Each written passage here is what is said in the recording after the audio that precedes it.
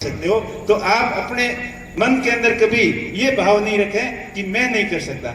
मुझे भी इस चीज का पश्चाताप है कि मैं जब 8वीं के अंदर गांव में पढ़ता था तो मेरी भी इच्छा थी कि मैं बाड़मेर की किसान हॉस्टल के में पढ़ूंगा, क्योंकि किसान हॉस्टल के बारे में सुनते थे।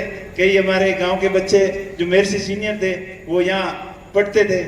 तो लेकिन मेरी परिवार की स्थितियां ऐसी थी कि मेरे को पढ़ाई के साथ साथ में मजदूरी भी करना था। तो यहाँ बाड़मेर के अंदर कोई इंडस्ट्री एरिया था नहीं, तो मैंने सोच किया बालोतरा, वहाँ औद्योगिक एरिया था, तो वहाँ जिगर और ये कपड़ा रंगाई छपाई का काम करके साथ साथ में मैंने 12वीं की और 10वीं तब तक गांव में ही कर ली थी। तो मेरा कहने का मतलब मेरा भी इस संस्थान से बहुत ज्यादा लगाव था। और उसके बाद में कॉलेज में पढ़ने का भी बहुत सपना था कि अच्छे कॉलेज में एडमिशन होगा, पढ़ाई करेंगे, लेकिन उस समय की आवश्यकता थी कि कैसे न कैसे नौकरी लग जाए। तो 10वीं करते ही फौज की भर्ती के पीछे पड़ गए और धीरे धीरे 12वीं होते ही फौज की भी नौकरी लगी, साथ में पुलिस की भी लगी। तो दोनों में सोच के वो पुलिस वाली ठीक है, इसमें जाते हैं। तो पुलिस की नौकरी ज्वाइन करने के बाद में फिर भी मन नहीं भरा। वहां जाके दिल्ली की साकन शोध देखी, वहां दिल्ली की हलचल देखी, तो ये लगा कि हमें भी कुछ बड़ा आदमी बनना है, कैसे बन सकते हैं। तो प्रयास किया। आशीष जी बैठे, मैं आपको बताना चाहूंगा मैंने भी वहाँ यूपीएससी की कोचिंग ज्वाइन की, क्योंकि जब तक 2-4 साल निकल गए थे प्राइवेट के रूप में, 12वीं के बाद में स्वयं पार्टी के रूप में मैंने ग्रेजुएशन भी या बाड़मेर कॉलेज से किया था, 2000 में कंप्लीट हुआ।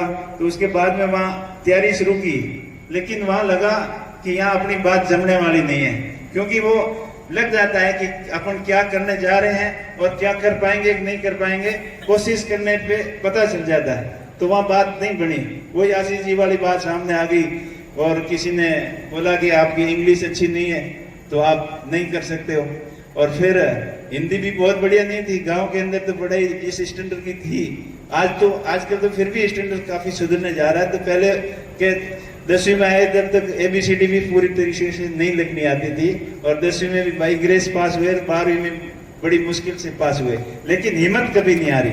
तो वहाँ वो तो नहीं सपना साकार हो पाया कि मेरे को ऑफिसर्स बनना है, IPS बनना है, लेकिन उसके फिर दिमाग सेंस किया कि और कुछ कर सकते हैं, अपना बिजनेस के अंदर पार्टिसिपेट करके देखें, काम धंधा में अपना भाग्य आजमा सकते हैं। क्योंकि संतोष नहीं किया, नौकरी तो थी, लोग मुझे बोलते थे कि क्या करना यार, नौकरी लगी है, अपना मौज से रहते हैं, मस्ती से रहते हैं, लेकिन मेरा दिमाग कुछ अलग ही चल रहा था।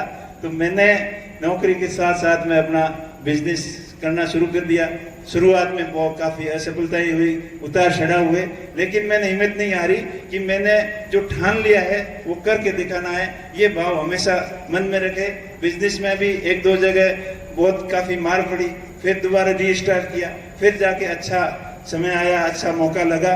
और हर एक प्रत्येक आदमी के जीवन में एक गोल्डन चांस से जरूर आते हैं, लेकिन उसको अपन कैसे भुना सकते हैं, अपना कैसे सकते हैं, वो अपने खुद के ऊपर डिपेंड करता है। तो मुझे भी अच्छी काम धंधे की लाइन हाथ लगी और फिर नौकरी से रिजाइन कर दिया। नौकरी से रिजाइन करने के बाद में एक्सपोर्ट का काम शुरू किया, और एक्सपोर्ट का काम करते करते फिर मन बदल गया कि गाँव वालों ने देखा ये काम तो अच्छा कर रहा है, पैसे भी हैं, इसको ले आते हैं गाँव में सरपंच बनाते हैं। तो उनकी बातों में आ गया, कुछ मेरी भी इच्छा थी कुछ नया करें, तो गांव वालों ने 2010 में सरपंच बना दिया। उसके बाद में फिर यहाँ भी मन नहीं लगा, सरपंच वाला काम देखा कि इधर जाना उधर जाना, ये करना वो करना। ये सुनाराम जी बैठे हैं कि किस तरीके से सरकारी दफ्तरों के चक्कर काटते हैं, काम होते हैं, क्या क्या पापड़ बेलने पड़ते हैं, उसमें भी मन नहीं लगा। फिर अपना दूसरे बिजनेस के अंदर ट्राई किया। ये आते आते 2017 तक, उसकी बाद की कहानी तो आपको सबको पता है, बताने की जरूरत नहीं है। मेरा कहने का मतलब है आप निरंतर प्रयास करोगे तब आप जिंदगी में सफल होगे, और कभी असफलता से हताश नहीं हुए। आप क्या ट्राई करते हो, असफलता होती है तो आप उससे हताश होकर बैठ जाते हो, अब मेरे से नहीं होगा, मेरे से नहीं होगा, ये भाव कभी आप बच्चों मन के अंदर नहीं रखना।